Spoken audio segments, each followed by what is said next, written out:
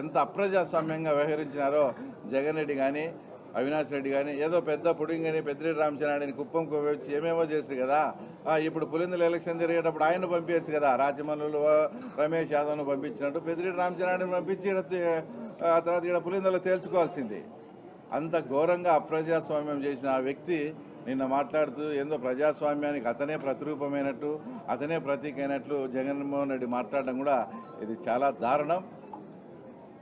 ఇంకొక విషయం మాట్లాడితే ఏదో గంగమ్మ జాతర అంట రఫా అని రాష్ట్ర ప్రజలను రాష్ట్ర అధికారులను భయపడించే మార్గం చేసి ఈ 3.5 సంవత్సరం తన పార్టీని తన పార్టీ కార్యకర్తలను సర్వైవ్ చేసుకోవాలనే ఉద్దేశంతో రఫా అని ఎప్పుడో 3.5 సంవత్సరం 4 ఏళ్ళ గవర్నమెంట్ మారుతుందంట. అప్పుడంట గంగమ్మ జాతర అంట రఫా అంట.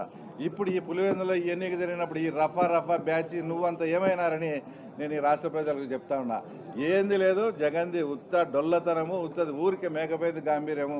తన పార్టీ ఉనికిని కాపాడుకునే దానికి రఫా అన్నాడు. కానీ ఇప్పుడు అదే రఫా ఉండింటే ఆ రఫా బ్యాచ్ ఏమైంది, పులివెందులో ఇంత మెజార్టీలు ఎట్టొస్తాయని మేము రాష్ట్ర ప్రజలకు చెప్తూ, చివరగా నేను ఫస్ట్ క్లాస్ స్టూడెంట్, నాకు 4.5 లక్షల మెజార్టీ వచ్చింది. తర్వాత నువ్వు తలకిందులు తపస్సు చేసినా నీకు ఆ మెజార్టీ రాదని మా ముఖ్యమంత్రి అన్నప్పుడు ఈరోజు మెజార్టీ డిపాజిట్ కూడా రాలే. ఈ మెజార్టీ గురించి నువ్వేం సమాధానం చెప్తావని కూడా తర్వాత ఆయన మేము ప్రశ్నిస్తా ఉన్నాం. Thank you.